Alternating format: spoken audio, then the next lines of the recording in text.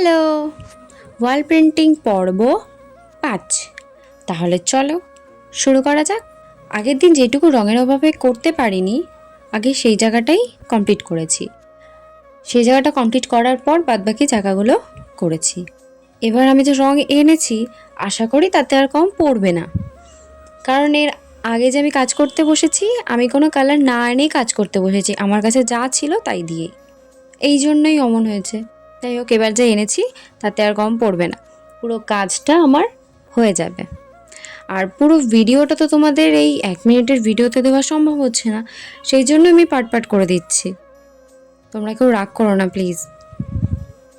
আমিও করছি, আমিও চেষ্টা করছি কখন আমি কাজটাকে কমপ্লিট করব, আমিও তাই চাইছি যে কত তাড়াতাড়ি করতে পারবো, চেষ্টা করছি।